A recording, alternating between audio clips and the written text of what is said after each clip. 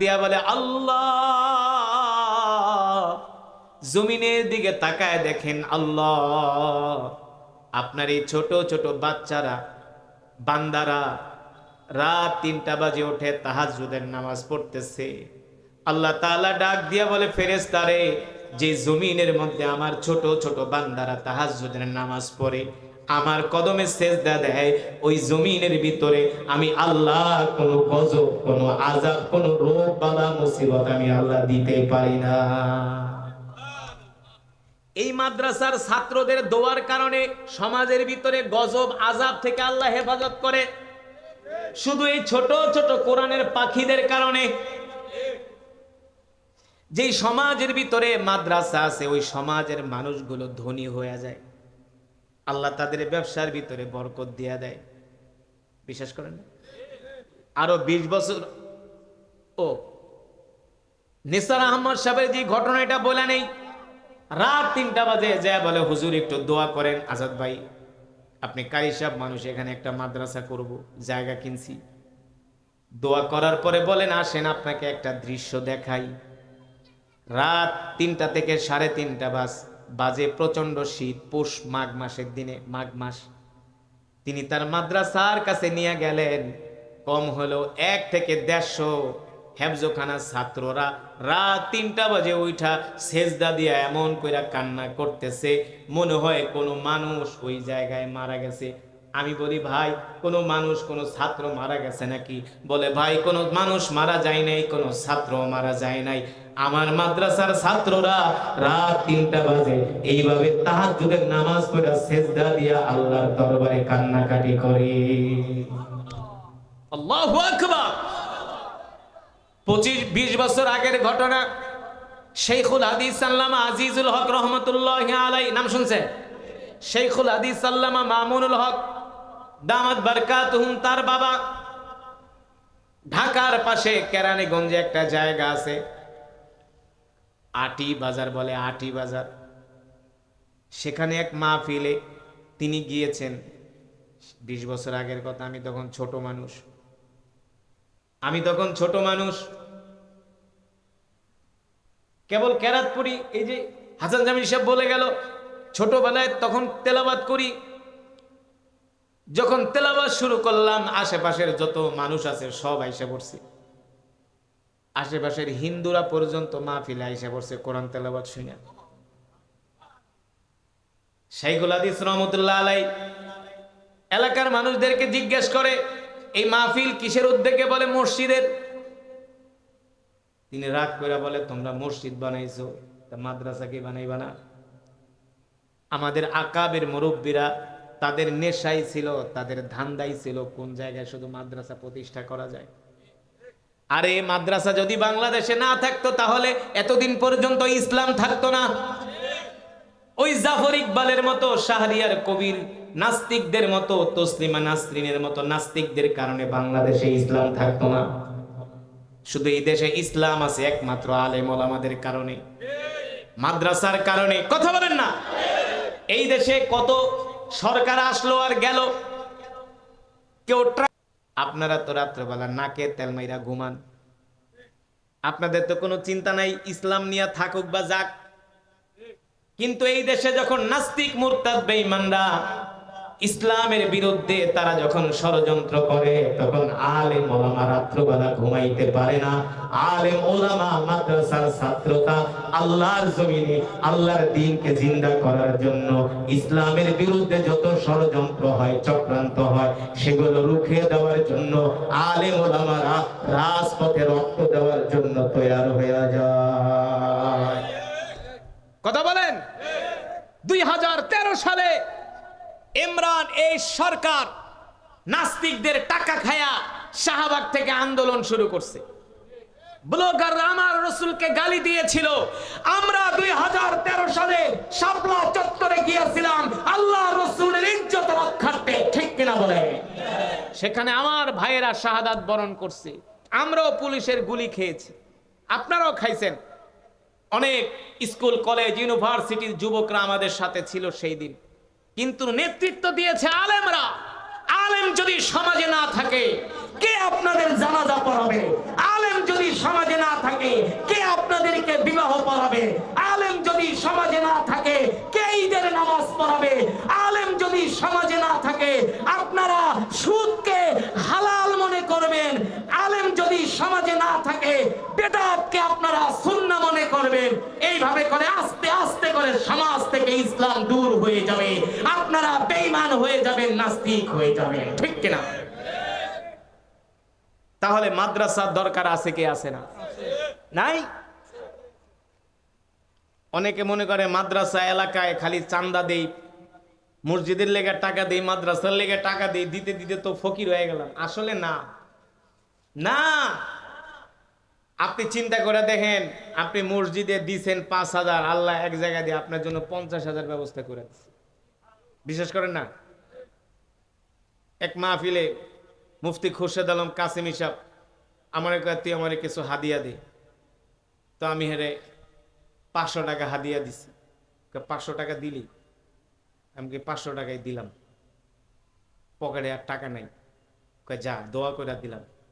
নোয়াখালী যে এক মাহফিলে কেরাত পড়ছি, একজন আমার 2,000 টাকা হাদিয়া দিছে। পরে আমি রাইতে ফোন দিছি, হুজুর আপনারা যদি আমি 1,000 টাকা দিতাম তাহলে আরো 1,000 বেশি পাইতাম। আসলে আপনি আল্লাহ তাআলার ঘরে, আল্লাহ রসুলের ঘরে দান করবেন, দেখবেন আল্লাহ তাআলা এমন ভাবে আপনাকে বরকত দিবে আপনি কল্পনাও করতে পারবেন না। যেটা বলছিলাম, এগুলো না বললে তো আপনারা বুঝবেন না। বুঝবেন বলেন?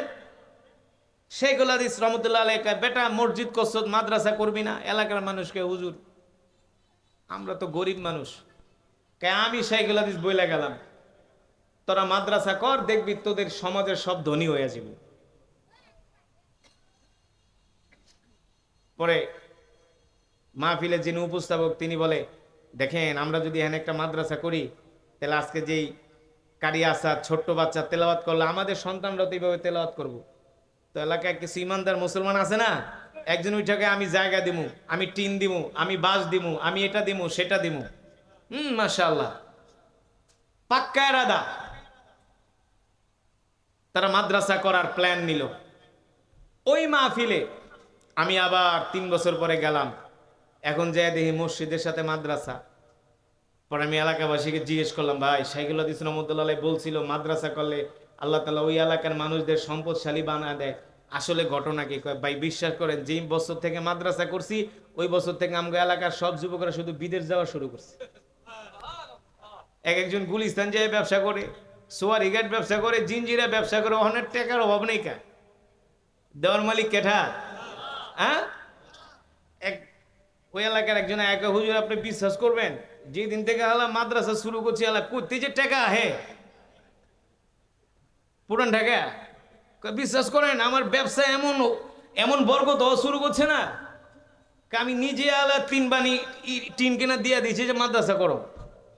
আসলে ওই যে বললাম, মাদ্রাসার ছাত্ররা যখন তাহাজ্জুদের সালাত পড়ে আল্লাহ রহমতের দৃষ্টি দিয়ে বলে, না এই জমিনে ওই বান্দাকে রোগ দেওয়া যাবে না।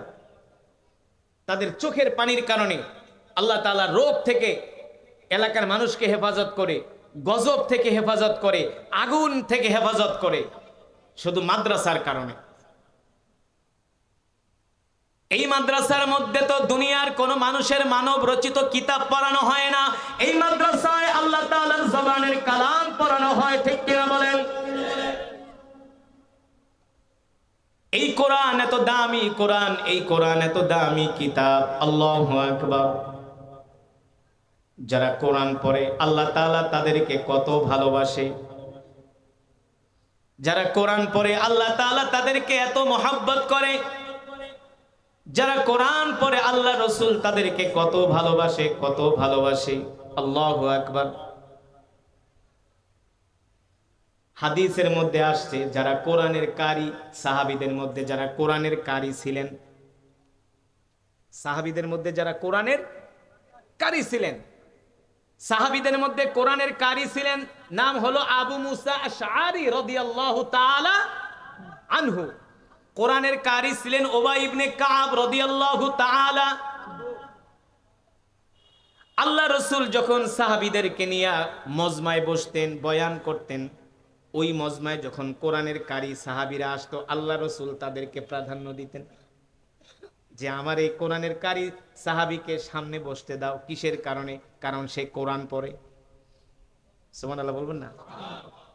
আল্লাহ রসুলের প্রিয় সাহাবী আবু মুসা আশআরী রাদিয়াল্লাহু তাআলা আনহু কোরআনের কারি ছিলেন। এই ঘটনাটা বলে আমি বয়ান শেষ করব, মাত্র 5 মিনিট। কয় মিনিট? খারাপ লাগতেছে? আল্লাহু আকবার। আল্লাহ তাআলা আমাদের উপর রহম করুন বলে আমিন। সাহাবী আবু মুসা আশআরী রাদিয়াল্লাহু তাআলা আনহু কোরআনের কারি ছিলেন। সিরাতের কিতাবের মধ্যে আসছে আল্লাহর নবী জানাজা পড়িয়ে সাহাবীদেরকে নিয়ে আসতেছেন মসজিদে নববীর পাশ দিয়া। এখন যেই বর্তমানে আপনারা মসজিদে নববী দেখেন, 1450 বছর আগে তো আর এমন মসজিদ ছিল? ছোট্ট একটি ঘর ছিল, মসজিদ ছিল, পাশ দিয়া ছিল রাস্তা, মরুভূমি না? মদিনার মানুষগুলো ওই মসজিদের পাশ দিয়া হেঁটে যাইতো। আল্লাহ রসুল রহমাতুল্লিল আলামিন জানাজার নামাজ পড়িয়ে সাহাবীদেরকে নিয়ে আসতেছেন। সাথে ছিলেন সাইয়েদনা আবু বকর রাদিয়াল্লাহু তাআলা আনহু, ওমর ইবনুল খাত্তাব রাদিয়াল্লাহু তাআলা আনহুর মতো বড় বড় জলিল কদর সাহাবীরা আল্লাহ রসুলের সাথে ছিলেন। রহমাতুল্লিল আলামিন দেখেন মসজিদে নববী থেকে কোরআনের সুর ভেসে আসছে। আল্লাহ রসুল জায়গার মধ্যে দাঁড়ায় গেলেন, সাহাবীদেরকে বললেন, কিফ, দাঁড়াও, স্টপ, সামনে কদম দিবা না। আল্লাহ রসুল দাঁড়িয়ে গেলেন। দেখতেছেন মসজিদ থেকে সুমধুর কণ্ঠে, সুললিত কণ্ঠে কোরআনুল কারীমের তেলাওয়াতের আওয়াজ আসতেছে। আল্লাহর নবী জিজ্ঞেস করলেন, সাহাবীরা দেখো তো কত সুন্দর সুরেলা কণ্ঠে, হৃদয়গ্রাহী কণ্ঠে কোরআনের তেলাওয়াতের আওয়াজ আসতেছে। সাহাবীরা বলে, ইয়া রাসূলুল্লাহ, আমরাও পাইতেছি। আল্লাহ নবী পাঠাইলেন, দেখো তো কে কোরআন পড়তেছে। একজন সাহাবী খুঁজতে খুঁজতে যায় দেখেন কোরআনের কারি আবু মুসা আশআরী রাদিয়াল্লাহু তাআলা আনহু মসজিদে নববীতে বসে কোরআন পড়তেছে, মদিনার মসজিদে কোরআন পড়তেছে। রহমাতুল্লিল আলামিন বললেন, সাহাবীরা দাঁড়াও, আমার এই সাহাবী কোরআনের কারি, তার তেলাওয়াত আমার কাছে এত ভালো লাগে, আমি আর সামনে কদম দিতে পারবো না। আমার সাহাবী যতক্ষণ পর্যন্ত কোরআন পড়বে ততক্ষণ পর্যন্ত আমি দাঁড়ায় দাঁড়ায় কোরআন শুনবো, তোমরাও কোরআন শোনো। আর জোরে বলেন সুবহানাল্লাহ। এই সমাজের মুসলমানদের যদি ঈমানের পাওয়ার থাকতো, কোরআন তেলাওয়াত শুরু হওয়ার পরে কোন মুসলমান ঘরে বসে থাকতে পারতো না। পারতো? চায়ের দোকানে থাকতে পারতো না। তারা ঘর থেকে পঙ্গপালের মতো দৌড়ায় চলে আসতো। কিভাবে আসবে? খায় সুদ, খায় ঘুষ, খায় হারাম, পড়ে না নামাজ। হ্যাঁ? এই সমাজে মুসলমানের অভাব নাই, মসজিদে মুসল্লির অভাব নাই, কিন্তু শুধু মুসল্লি না, সব হলো মুনাফিক। বলতে পারেন, হুজুর মুনাফিক কেন বললেন? আল্লাহ রসুল বলছেন, যারা ফজরের নামাজে আসে না, ওরা 4 ওয়াক্ত নামাজ পড়ে, ফজরে এসে মসজিদে পড়ে না, ঘুমায় থাকে, এগুলা হলো মুনাফিক। এগুলা হলো সুবিধাবাদ, জিন্দাবাদ, সুবিধাবাদ। মুনাফিকরা কখনো ফজরের নামাজে আসতে পারে না। শয়তান ওদেরকে সরিষার তেল মেখে, ঘুমা বাবা ঘুমা, কি মজা। আর যারা ইমানদার তারা আজান শোনার পরে আর ঘরে থাকতে পারে না। ঠিক কিনা মুসলমান? এই যে আপনারা কাদা পানির ভিতরে বসে আছেন, মশায় কামড়াইতেছে, গরম লাগতেছে, যাচ্ছেন না। মাহফিলের পরে আপনাদেরকে তোবারক দেওয়া হবে না, জিলাপিও দেওয়া হবে না, সিন্নিও দেওয়া হবে না, 500 টাকাও দেওয়া হবে না, উল্টা আরো দিয়া যাবেন। কথা বলেন না? দিবেন না? মনে মনে হুজুর আবার কৌশল তো আবার সিস্টেম করে হালাইতেছে না। বসেন। এই যে আপনারা বসে আছেন, দুনিয়ার কোনো কিছুর লোভে না, একমাত্র আল্লাহর কোরআনের মহব্বতে বসে আছেন। ঠিক কিনা বলেন? এই সমাজে হাজারো মুসলমান আছে, তারা কোরআনের মজমায় আসবে না, মসজিদে আসবে না। কারণ তাদের সেই ইমানের পাওয়ার নাই। কিন্তু আপনাদের মতো কিছু ঈমানওয়ালা মুসলমান কিয়ামত পর্যন্ত থাকবে, যারা সুখে দুঃখে কষ্টে যত বিপদ আপদ আসুক না কেন, তারা কোরআন ছেড়ে ইসলাম ছেড়ে কোনোদিনই যাবে না।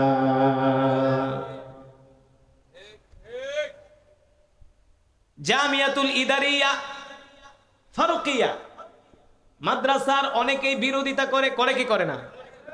অনেকেই বিরোধিতা করবে কিয়ামত পর্যন্ত, কারণ যেখানে নবী সেখানে আবু জেহেল, যেখানে নবী সেখানে আবু জেহেল, যেখানে ভালো কাজ হবে সেখানে কিছু মানুষ বিরোধিতা করবেই।